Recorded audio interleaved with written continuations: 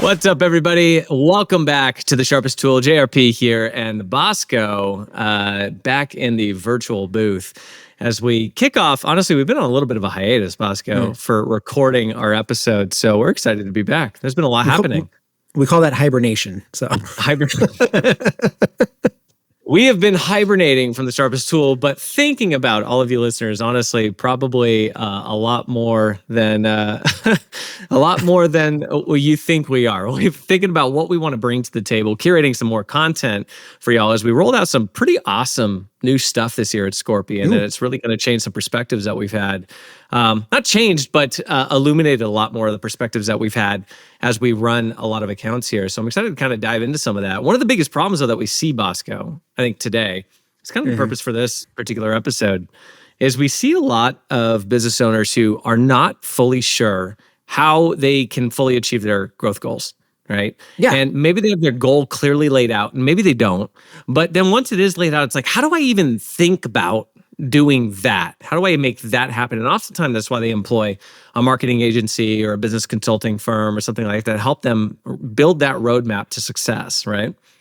Yeah, and I think to your point about businesses struggling to figure this path out, first and foremost too, is like, take a step back. What are you even trying to achieve? Like, having targets is crucial, not only for internal ops, but for obviously working with agencies, internal marketing, whatever you're doing, you obviously are trying to go, okay, we have a goal to go after. Let's align on that. So figuring out your goal. And we work with multiple businesses where we talk about that all the time. Like, let's take a step back and what are the metrics that we're looking at that's really going to make you successful? And you really want to figure that piece out because it sets the foundation of the execution of what you're going to go after. Yeah. Gosh, that's so important. And most people, for a lot of people, it starts with the revenue goal, right? What do I want to do revenue-wise this year? And that, for what it's worth, tell the world about it. I think we need to get a lot better. Don't hold that close to the chest. Because the reality is, from the businesses that we work with, and Bosco, I know you've talked to so many business owners in this boat, but the businesses that we work with, they are so focused on a specific target. And the more people that are focused on that target, from your vendors to your partners to if you have a board of directors to your entire team internally, getting a group of people rallied around this big target we want to go hit, it's interesting to see how people start thinking differently about how they execute against their jobs day to day, about how they think about things differently in terms of problems that they're solving and different ideas that come out from the woodworks of how do we go hit this goal collectively. It's such a powerful piece that you want to make sure you're screaming from the rooftops, really, right? Yeah, and that's it too. You said the word team. You want to have, you're having a team. You got to get your team rallied around this exact thing. I was just talking to somebody the other day, and a company based here in California, and we were talking about their goals and targets. And he was a little unclear about exactly what that looked like to him. And it's like, okay, well, let's iron that out. And I said, here's why it's important that we actually have something to go after. I said, by all means, I can give you recommendations, but it can be way off target. If you were over here and didn't let me know what that is, or if you're not aligned on your own goal, I'm shooting this way and you're shooting this way, we're not aligned and our targets are way off. So having that team rally behind it, because what's going to happen, I'm going to execute with you and suggest the right things for you to hit what you're trying to go after. And all the other teams are going to do the same thing with you. Why do you think there's so much disconnect sometimes? Like when you get on that, do you think it's just a function of not knowing in your experience? Like a business owner doesn't fully understand where they want to go? Or is it usually an idea, they just don't know how to execute on it, and that's where the help is needed? It's definitely a combination of it all. There are clients that we, like I said, we work with where they just don't know. They're just like, just give me the calls and we'll figure it out from there. It's like, cool. I like that. In theory, it's great. We can give you the calls, but let's take a step back and let's talk about what that looks like to you. And another team or another instance is, yes, it's going to be where clients who, I kind of want to go for $1 million, but I don't really know what it looks like to get there. Yeah. And they're just unsure on how to convey that message. And so by partnering, let's walk through it. Let's talk about it. Yeah. You know, it's funny. I heard this said today. My counterpart, David, made a comment about this, and it has been sticking with me all day. And it's like, most people know, they have an idea where they want to go, right? So if you think about somebody who's going from Los Angeles to Las Vegas, they know the destination. Now, there's several ways you can get there, right? You can fly. You could take, you could take the 15 all the way up, or you got to get out to the 15 freeway. If you're coming from Northern California, you might go a different way. If you're coming from Northern Nevada, or coming from Utah, you're going from northbound 15 down. You might take the back road. Or you might go through the Arizona Pass. Like, there's so many different ways that you can get into Las Vegas. You can take a private charter jet if you want. Can't go by boat, But there's a lot of different paths to ultimately get there. What's the right one for you? Well, that's going to be determined really by a number of factors, right? It's going to be determined by what's your investment look like? How much do you want to spend to get there? It's going to be determined by timing. Like, how fast do you want to get there? Do you want to get there in 4 hours, just a typical drive through the 15? Or do you want to get there in an hour, 45 minutes on a plane, right? So marketing's a lot, and business growth is really the same thing, right? We know where we want to go, and it starts with that. Where do I want to go? Do I want to go to Las Vegas, or I want to go to New York? Very different paths. Do I want to go to 1 million, or do I want to go to 2? Is that 50% growth, or is that 200% growth? It's a very different path that you're trying to accomplish. So first, identifying what your revenue target is, I think, is the first step, right? And then how long do you want it to take to get there? Most businesses are setting annual targets. I want to get to X number over the course of the next year. Just realize, I think it's so important to step back and realize aggressive growth requires aggressive investment, right, into your approach to getting there. If you have a growth goal of 10%, the path to getting there investment-wise is very different than if you have a growth goal of 100%, right? If I'm trying to go from 1 million to 2 million, that's a very different growth target than if I'm going from 1 million to 1.2 million, right? Yeah. So I think it's really important to keep those pieces in mind as you're setting your targets for the year. And I think for a lot of business owners out there, is for the ones that have been doing it for years and years and years, they start to understand that concept. Like, I've got to invest to hit what I'm hitting. And for a lot of people that are getting into the industry for the first time, maybe they're breaking off and doing it on their own. That's okay. I get that.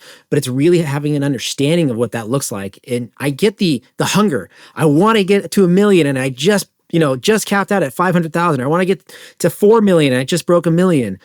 There's a resetting of expectations of the investment of what that looks like to get there. So if you're going to hyper aggressive growth mode, okay, but what does that look like? There's a wide range of channels to get into. There's a wide range of opportunities to take advantage of, but it's going to take investment. So it's aligning on that piece, knowing what your target is, and then finding the path to get there that makes the most sense to you financially as well. Like, you've got to take that in consideration, because some people aren't comfortable with spending so much. That's okay, but what does that then look like? Totally. How do you approach that, though? I feel like this has been in the space for a bit, and there's so many different perspectives on this. And for what it's worth, I think it's rightfully so there's so many different perspectives, because there's so many different variables that you have to think about in terms of how you achieve your goal and ultimately get growth. But how do you think about the investment it takes in order to achieve a specific revenue target? What are some of the things you look at, Bosco? So, as we talked about, obviously, if someone's trying to do hyper aggressive growth mode, it's like, well, what does that look like? Industry standard we talked about is maybe 10 to 12%, 12 to 15%, whatever the case may be. Sure. One thing I always take in consideration, because I want businesses to understand, is first and foremost, do you even have a set budget? And this is just how I operate. I start off like, great, I love that target that you're going for, maybe 1 million to 2. Great, let me put this in here. Let me understand it. What else are we taking in consideration? Well, how long have you been in business? Right? I want to understand the longevity of your business, because that plays a factor into it. Because if you just started out, nobody knows you. If you've been in business for 30 years, people know you. They understand it, right? I need to know also how many people are at your company. Why? Because again, can you even satisfy the amount of jobs that are potentially going to come in? If not, you're turning away, you're wasting dollars, things like that. So there's different ways of logically looking at it for an investment stance, but I also want to know, are you even comfortable with spending 10 or 12% too? So there's this kind of give and take relationship that I'm thinking with when I'm talking to business owners. So I'm digesting their longevity in business, how many techs and employees they have working for them, what does their pricing look like? So I understand, are they competitive in the market? Do they, we know, again, chuck in a truck will undercut, they can close things faster. I get that piece, but there's a factor that plays into it, right? Services they provide and the territory they're at. So when we're kind of thinking with this information and kind of putting it together, are we targeting 1 million population? Are we targeting 25,000 population, right? That plays into the investments that we're looking to achieve as well. Yeah, that's so smart, right? It is so interesting when you break it out that way because what you're exposing, I think, is the sheer volume of variables that are at play in terms of determining the right investment. I think we see a lot of the best practice groups, right? Best practice groups are usually positioning for regular average to moderate growth. You're looking at like an 8 to 10%. But there's Hmm. also other variables. Just simply put, stepping back, if I'm a business owner who's just starting my operation, I have no Yeah. repeat business or referral basis that I can leverage as a revenue stream. I got to build that. And so oftentimes you're going to invest more upfront when you're starting a new piece of the business. So making sure Right. you're prepped with having the capital for that.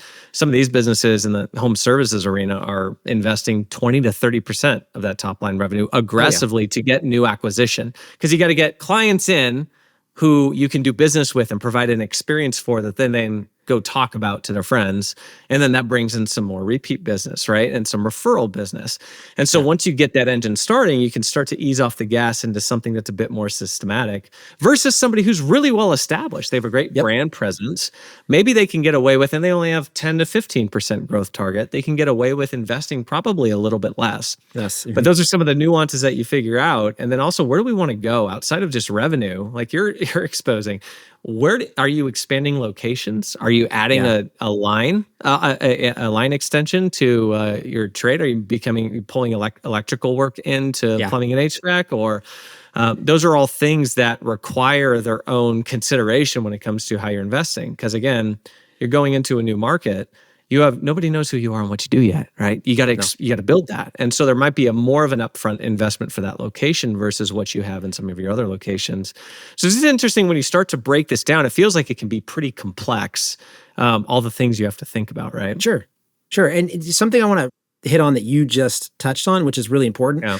is exactly that. If you're a brand new business starting out, you really have to understand and recognize you don't have the repeat business, right? You don't have that client base that you've worked with. And so you don't have a stability in terms of your revenue. And I talk about this with business owners all the time that you want that repeat business because that gives you that stability. So you need this level of stability year over year. Yes, you're going to acquire new customers, keep those repeat, acquire new customers, keep those repeat.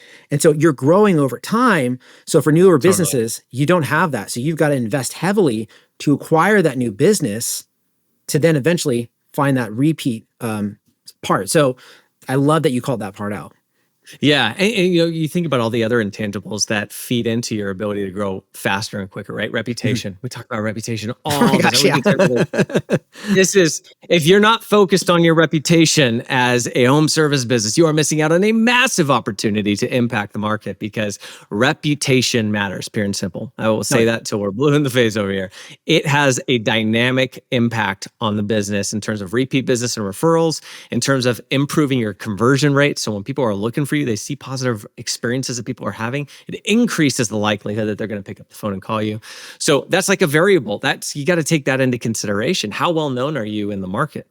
Because if you're not as well known, then you might have to invest a bit more upfront. But what's interesting is pulling this back out again. We think about all these things. We've been having these conversations with business owners for, so long, Bosco. Oh, yeah. And what's really cool about what Scorpion's approach has been to this, just to kind of plug Scorpion on this, is there's a new thing that we rolled out, this growth advisor, right? Which is it's really a systematic data backed way of how do we go into all these questions that we're talking about to identify based off the growth target that we want to hit, based off some of the fundamental dynamics of what services we need to get after in order to facilitate that growth, where we're going to do that business, which is facilitating that growth, be able to give a recommendation of where kind of like a good place to think about your investment should start. Can you tell me a bit about how we've approached that and where that fits into helping a business owner understand where they want to go and the investment it takes to get there?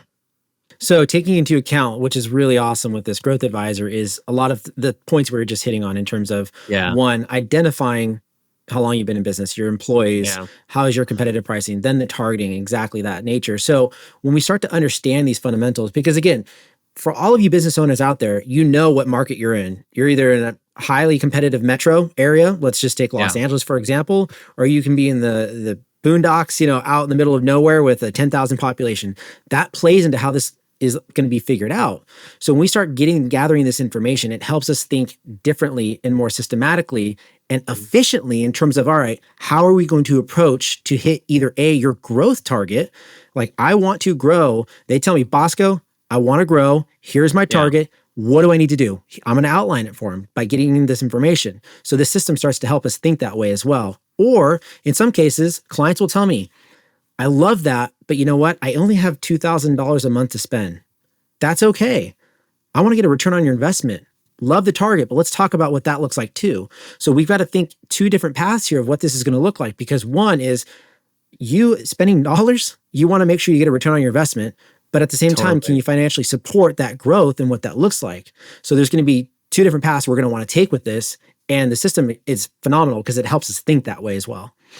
Yeah, I love that. And it bakes in that that natural conversation too with your marketing team of like, look, our goals are going to change. We might change them quarterly and we might change them just annually, but they're going to change as we continue to realize success. And so how does that look? Because as goals change, strategies need to change along with it. The investment needs to look a little different along with it. If goals get reduced, you may not need to be as aggressive. If goals get more aggressive, you're going to have to dial things up. And I've seen so many business owners who over time, they get stagnant and they feel the stagnation because Google's changing, but they haven't changed anything about their marketing for 5 years. So if you're in that place where things are staying the same and your marketing is not evolving as your business is evolving, you're fundamentally behind today. And I think you see that especially, which we're going to talk on in one of the next episodes, especially in the world of AI and machine learning and how the entire technology stack for a small business owner is completely transforming today. If you're not in the AI game today and you're not investing in that as it pertains to driving efficiency and impact for the business, fundamentally behind at this point, safe to say, because of where it's at. So this growth advisor, I think, is a great first step to identifying, hey, what's the target we want to get after? What's the smart, intelligent way for us to be able to get that if we want to go all in on digital and with marketing? Or what can we reasonably expect based on maybe a bit more of a moderate investment? And how do we stare our way into the proper investment? Super smart. And then I think the next step after that really is, okay, now where do those funds get deployed? What's the best way to deploy those? And so I think that's probably the next stage here, right? Is how do we build a strategy around that investment that's ultimately going to drive the success that we want to see? Yeah. And when it comes to strategies, I was just talking to a client yesterday about this exact same scenario. You're going to have first of all, when it comes to marketing, it's all about attribution. We want to understand where things are coming from, where your clients are coming from, right? Totally. So by getting that information and putting it into our system and thinking differently about this, we're going to approach it differently. But when we talk about, okay, I've got $2,000, I've got $5,000, Bosco, what do I do with this? Okay, there's different ways we can approach it. So based on your target, based on your territory, I understand you may service 1 million population, but I'm not going to have you target 1 million population with a $1,000 budget. That's not how this is going to work, right? We've got to be smart about this, right? And that key thing is being smart about it and how we can deploy this. So there's a wide range of channels out there. We all have heard Google, whether it's organic search, Google PPC, there's Bing, there's Yahoo, there's Facebook, there's all these different advertising channels. There's all these different social media channels. So it's overwhelming. But you got to take a step back and find one, based on your budget, what will be the most lucrative for you in terms of getting the lead volume, even based on the competition. I was just speaking with a roofer who was, again, in an area that had 12 other competitors, right? Yeah. And I was just speaking with a plumber who was in an area that had 3 competitors. Well, in an area of 3 competitors, you can actually stretch your budget a lot more. But in an area with 12 competitors, you got to compete against it. You got to be more aggressive about it, right? So what channels do we deploy? And it's going to make the most sense for you. So thinking with that in mind, the best lead drivers, best lead forms, best ROI for you. So we've got to think with that as we go into this. Super smart. I think this is really powerful stuff. This is a great conversation. If you're not having this conversation with your marketing agency or your marketing partner or your internal team that's running all the digital advertising, this is exactly the direction you want to go. Because there can be a case, and I've seen it time and time again, where businesses are not investing enough into their digital marketing in order to drive the results that they want to see from their marketing. And so now there's a couple different aspects of play, which we'll jump into in the next video, around how does the investment and the strategy we deploy feed into the operations of the business and the sales funnel that we're creating. There's such a powerful topic on that coming up. But for now, we'll leave you with this: Growth Advisor, making sure that you're investing the proper amount is super important to be able to achieve the growth. But it all starts with the goal. What's the goal? What are we after? So whoever you're talking to, whoever your marketing partner is, you want to make sure that you have that conversation with them. Yep. And good stuff to come in the next one, Bosco, because operations and sales is one of our favorite topics. It is. I love it. Well, for everybody listening, thanks for listening to this episode. If you haven't yet, go ahead and hit that like button and give that subscribe button a nice little pound so you can continue to get more of this awesome content from all of us here at Scorpion and the Sharpest Tool. We'll talk to you next time. Thanks. Yeah.